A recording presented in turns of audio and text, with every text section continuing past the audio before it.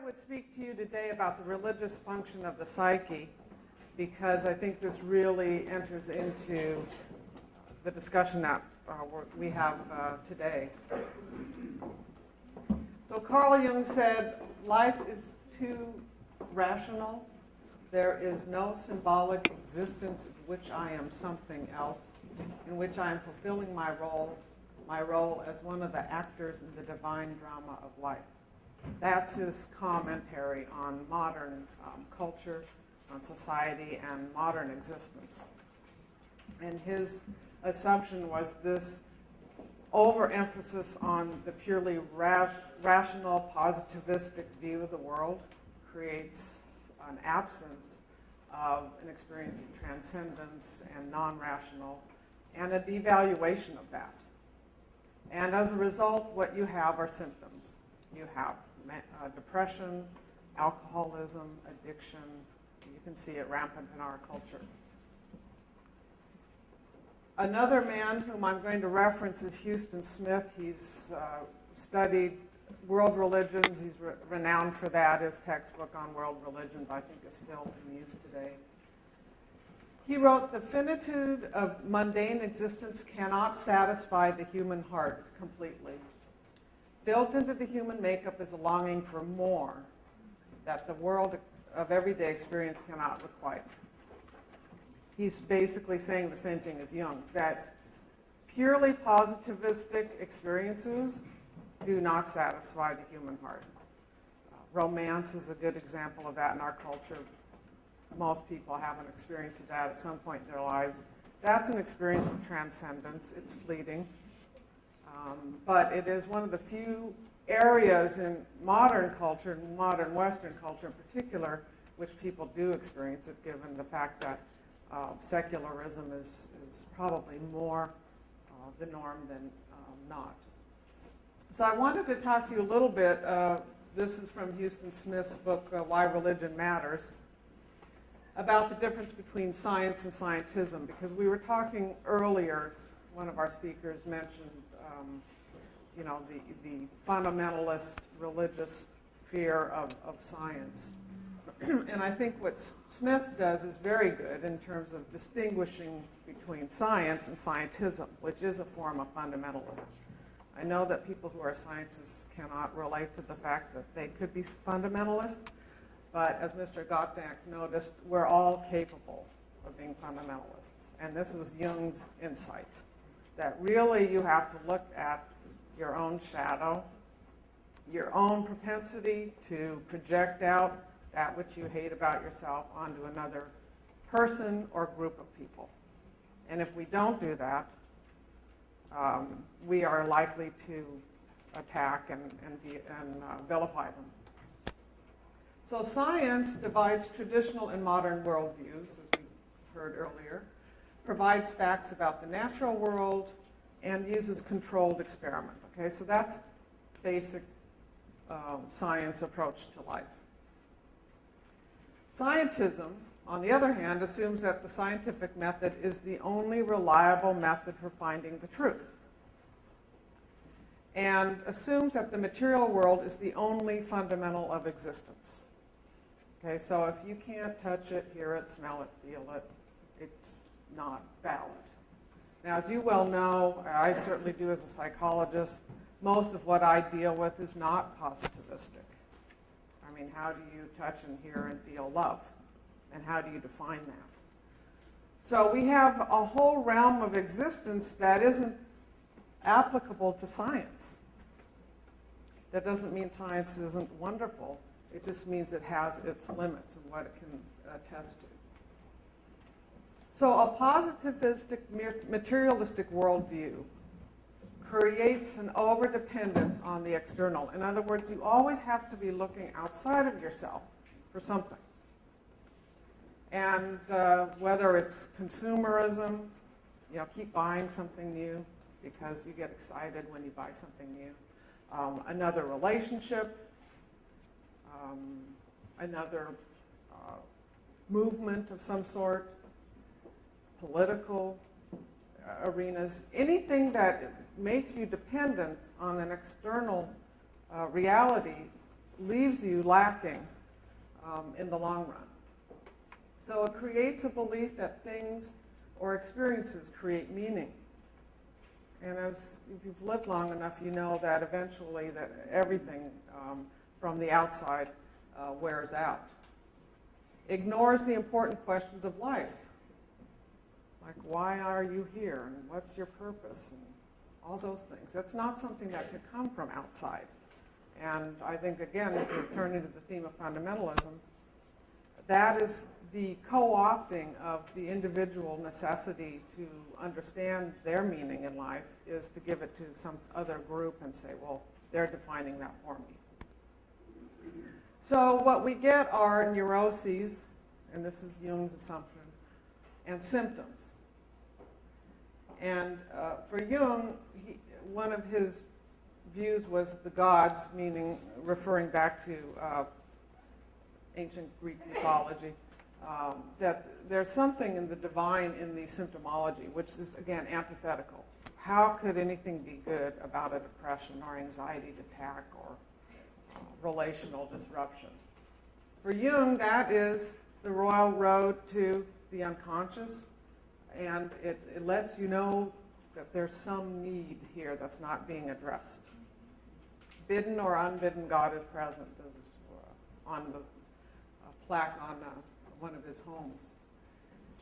So when a client calls me in my office and says, oh, I'm having a terrible time with depression, I think, good, now we can get to work. Because there is no way anybody will ever come into my office when they're doing well. Okay, so one of the ways to look at the difference between what we're looking at, what science can attest to and what non-rational approaches to life can, is that they both emanate from the same source. So we're not either or. If you've studied light, there's a really good book called, I'll think of it, just went out of my mind. But anyway, I just read about the science, the physics of light. And when you listen to the description in this author about how light works and finds the shortest path, there's a lot about God involved in that. And then sentience, or ours as consciousness, is another connection to spirit.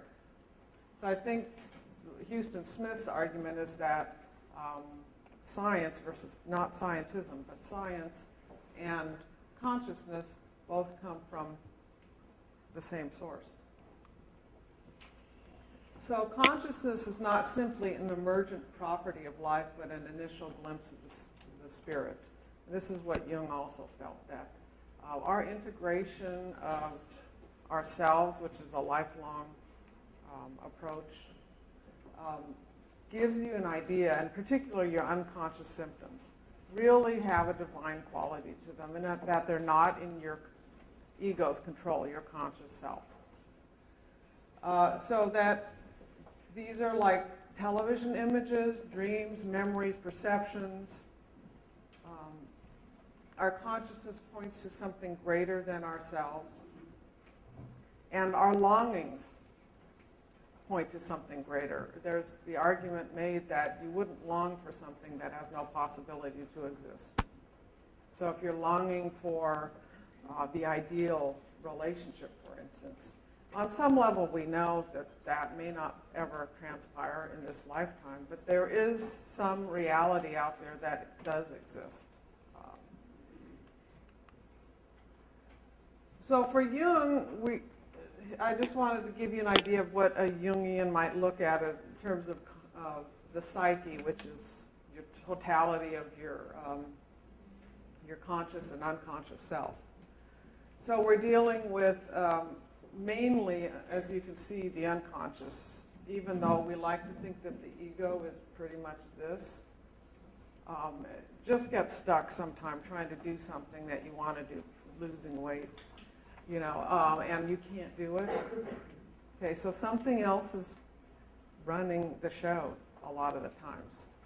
And So we have various levels of the unconscious, the personal unconscious, the shadow, which is that aspect of yourself that you usually don't want to acknowledge. There can be a golden shadow, which is a good part of you that you don't acknowledge too. Archetypes of pre-existing ideas, and then the collective. So much of what you're dealing with on a day-to-day is your ego and other people's egos, but you're also experiencing your unconscious and other people's unconscious. So when you're being accused of some idea or response that doesn't seem to fit for you, that may be a projection of that other person's unconscious, and likewise you do the same. So much of what I do in my practice is try to assist people in learning to recognize these aspects of themselves that they're not aware of. And again, to get back to fundamentalism, unless you can recognize the propensity of human beings to see themselves as only good and other people as only bad, unless you can recognize that in your own self, you will never address the whole issue of fundamentalism. Because as soon as you do, you're becoming a fundamentalist. Oh, those conservatives are evil. Okay, as long as a group is evil, you are now, the irony is you're becoming evil because you're going to do this very thing that you're accusing them of doing. I see it a lot in personal relationships, husbands and wives who do this, children who may do this with their parents. It's a natural phenomenon. So our effort, as difficult as it is to integrate this into our consciousness, to see where I'm doing this. That's really the only thing that we can do. So the collective unconscious are symbols and images that are universal to all humankind. Jung studied mythologies from across cultures and throughout history and found there were certain recurring themes. Death and resurrection, for example, and the overthrowing of the patriarchy, and a man having to become the king of his castle, so to speak, symbolically, by overthrowing his father. So all of these themes that continue to recur, he assumed were pre-existing within human beings as they come into the world. And they're found in dreams, imagination, creative expression. So if you want a good example of our collective as a culture, is to watch movies that are coming out and to see the themes that are recurring. What are we struggling with, maybe unconsciously, as a culture? And then you modify them by your own experience. So an example of an archetype, the big one, is mother. And your own experience of your mother colors that, the collective experience of mother. And beyond that, the larger understanding of what a mother is. So archetypes are universal ideas, pre-existing, and they're very powerful. Again, to be able to step back and see my mother or father beyond the person that I know them as personally, but just the idea is part of what I do in my own work. And again, to get away from this fundamentalist, positivistic view, which is probably one of the most destructive forces in human nature. So human development, from a Jungian point of view, moves from infancy, which is an unconscious wholeness, you think everything is part of you, to childhood, which is fragmentation. This is me, that's not me.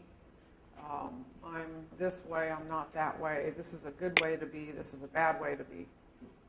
And then toward reintegration in a conscious way of saying, well, maybe this isn't a bad way to be. Where did I get this idea? From society, from my parents? So your second half of life is actually a journey toward wholeness, but in a conscious way. And this includes, as I mentioned earlier, the shadow and anima and animus, which is the feminine and masculine aspects of the psyche. We all have them to a greater or lesser degree. And everyone has a shadow. So normally when I work initially with clients, it's to see to learn more about that part of ourselves. Again, because you cannot move toward this ideal of acceptance of others unless you can understand your proclivity to reject parts of yourself, project those rejected aspects onto others. A good example of that is when you meet somebody for the first time and you can't stand them. Okay, now you don't know this person well enough to hate them. I mean, what have they ever done to you except, maybe annoy you? Okay, so, and you may have had the experience where after you got to know them, you like them now. Maybe they're your best friend. It's a great opportunity to see your own projection, much like a screen, like this. You can't see my PowerPoints without a screen. So you can't see those aspects of yourself unless they're projected out. That's one way. Another way is through dreams, active imagination. But it has to come from here out onto something. So a lot of our work initially is what we call shadow work. And it's a lifetime undertaking because none of us ever really integrates that successfully. So as I mentioned, postmodern Western culture tends toward positivistic, materialistic, dualistic, and rationalistic. And those all have their positive aspects. We wouldn't have the technology we do, the science of medicine, all these wonderful things that have come about because of this approach to life. Example of that is subject and object. This is me, that out there is not me.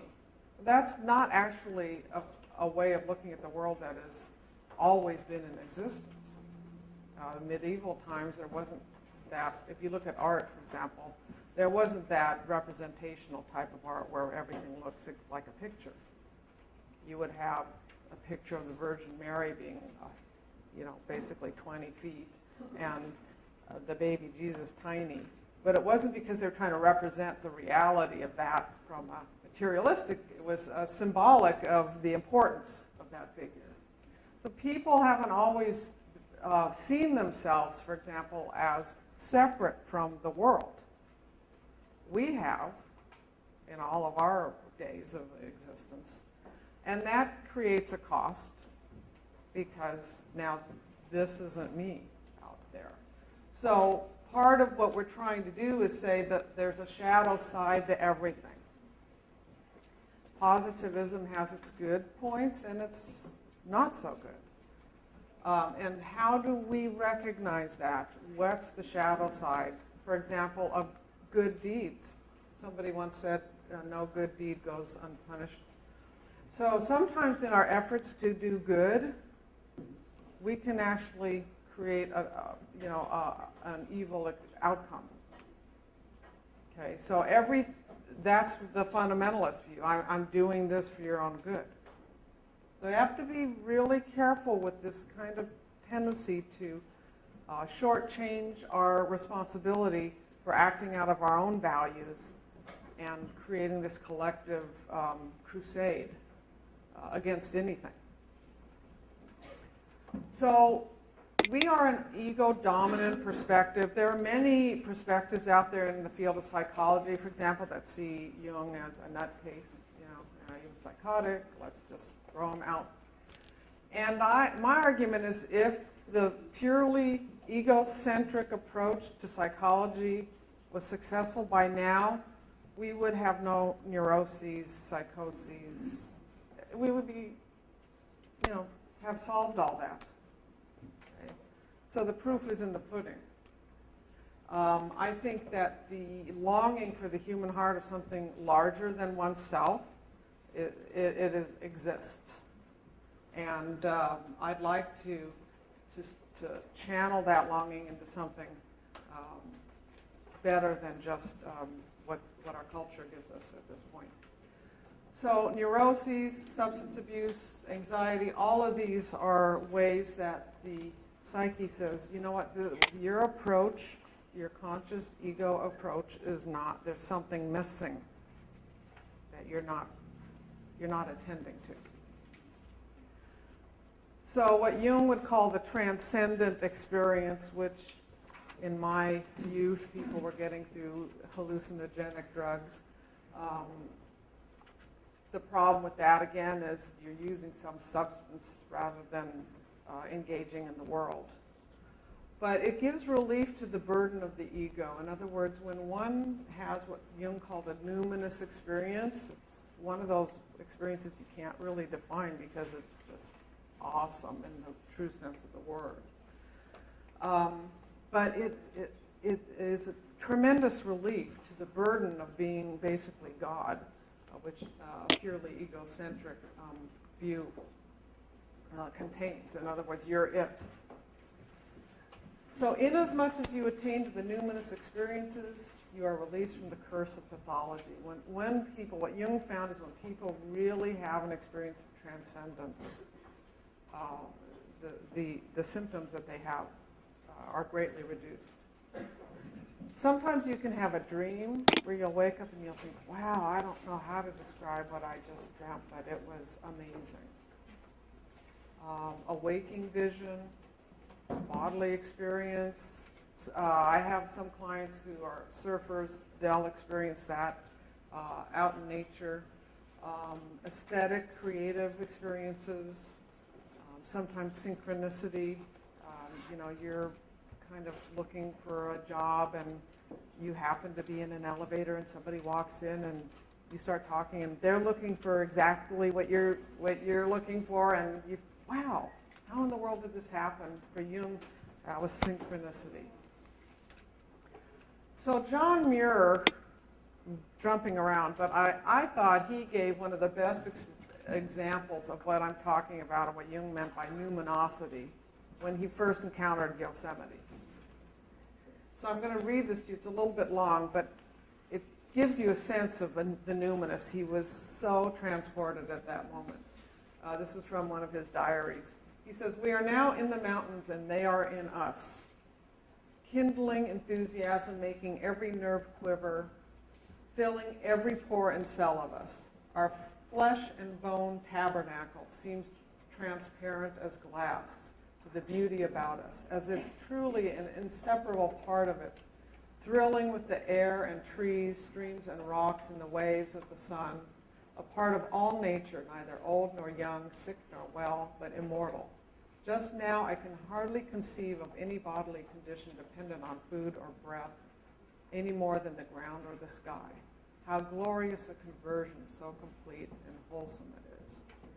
That's a description of a numinous experience. You can't make it happen, but when it does, you never forget it. Why do we fear, though? I think we do fear numinosity. It's a scary thing to be transported because your ego's not in control.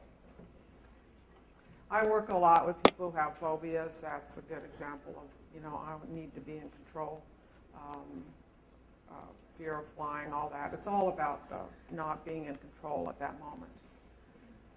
So we fear fragmentation, loss of self, loss of control. We fear a surrender to something greater and unknowable. And we fear letting go. Loss. The ego always experiences all that as a death.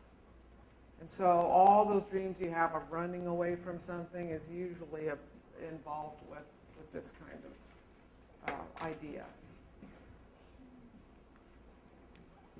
So Jesus said, "Blessed are the poor in spirit." This is where, when you let go, you're poor, obviously. Let go of your money, you don't have it, right? If you let go of the idea of control, you're what would be called poor in spirit. Why would that be blessed? What would be good about that? In our culture, that's insane. Acquisition is good. Letting go is not. Lionel Corbett, The Religious Function of the Psyche, one of my instructors, wrote a wonderful book on that. Letting go of one's own will so God is free to accomplish whatever God willed within us. Wonderful sentiment, not so great when you're experiencing it. But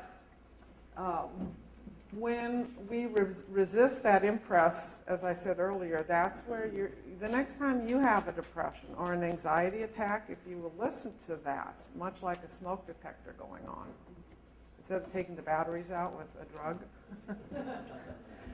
listen to it. What is my psyche telling me here? You know, and if you can't figure it out, go to find somebody who can help you. So we don't want to be in pain.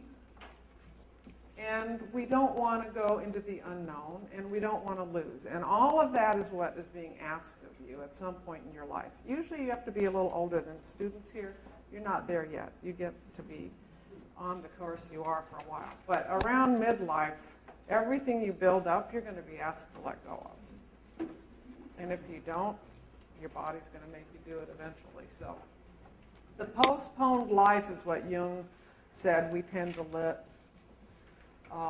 With this chronic discontent, and someday, and I'm guilty of that too, when I do this, then I'll do that. When I accomplish this, and you know, in school, when I get my BA, when I get my MA, when I get my doctorate, when I get my license, you know, and at the end of your life on your tombstone, it'll say, well, you know, I never got there. So the idea of developing a relationship within your own self as opposed to some external thing is that you don't have to live a postponed life. You can live the life you have now. This is good enough. And again, it's difficult in our culture, in American culture in particular, because that sounds like settling. Okay, and that's not something that, you know, that's almost heretical, really. How can you settle? You must always move forward. Okay. But what we get is chronic discontent and an inability to look within.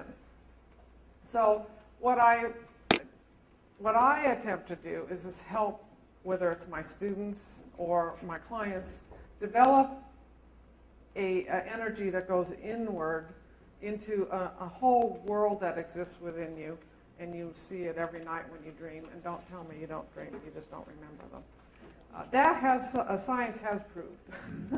Everybody dreams, okay.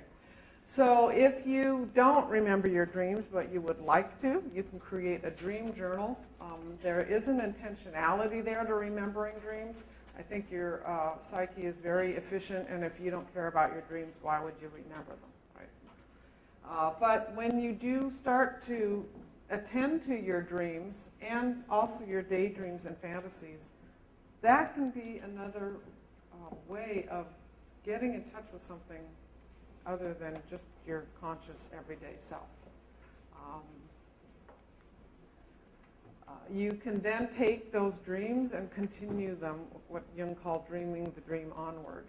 Let's say you have particularly a troubling dream. I had a client recently who had somebody chasing her in one of her dreams. So I said, why don't you sit down and go back into that dream consciously when you're awake and ask this person, why are they chasing you and what do they want? It's much like people do who write fiction. They will tell you at some point in time that their characters take on a life of their own. So these dream characters are a part of you, but they're not only you. And it's always interesting to see what the person that you talk to from your imagination responds with. So that the perspective of the dream ego, which is you, is only one perspective. It's not the only one. And it's a way to kind of stand back. You can create a mandala. I've done workshops on this. It's a round circle. It's a container. It's a sacred symbol throughout human culture. But it's a way to, again, take ideas, experiences, emotional content, and kind of put them out from within yourself onto a piece of paper. Again, it's so difficult with our rationalistic, positivistic culture, which is cause and effect. What good does it do to sit with a piece of paper and draw images? what kind of job are you going to get at the end of the day with that, right? So I don't know what good it does, but it does do good. It's we don't know what aspirin does, how that works either, but we know that it works. So some things you do because when you're done, you feel better, you feel more whole, you feel more integrated. And this is anything to do with, again, the non-rational, which would be creative, artistic. Breath prayer, contemplative practices, which are one of those approaches to the divine that you can find across religions and cultures. A phrase or a word. Centering prayer is another way to come about that. And in the field of psychology, mindfulness approach is kind of the hot thing now because of the recognition of that. It allows people to get out of their anxious preoccupations.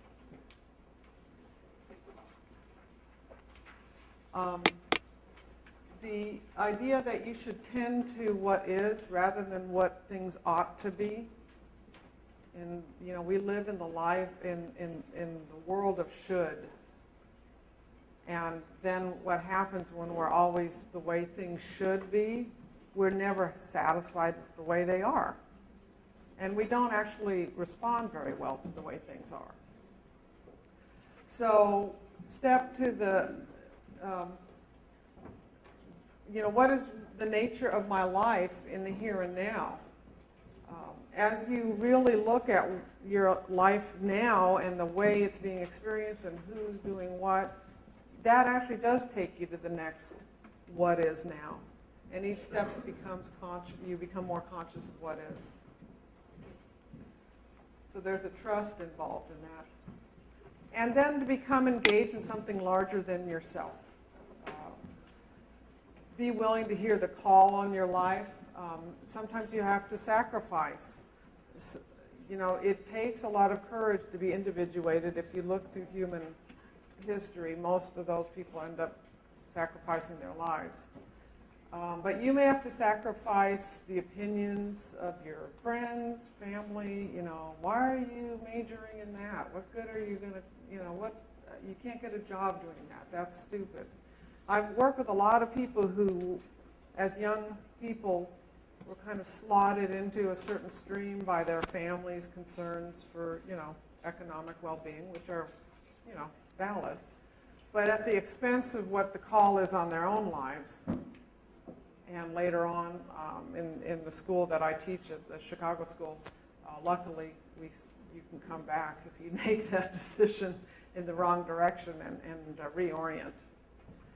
So listen to the call on your life and be willing to, you might have to go against the impress of your family and your culture in order to do that. And if nothing else, seek a well-trained counselor to help you navigate some of this because it's bigger sometimes than you can see. Somebody said you can't see your own backside very well. So you need somebody to kind of say, oh, you've got like a kick me sign on your back. Why not take that one off? Find someone who's not there to give you the answers, but to assist you in finding the ones that are pertinent to your own life and to recognize that you're both on this path together. Here are some references for you to, if you're interested in continuing on in this way. I appreciate your attentiveness.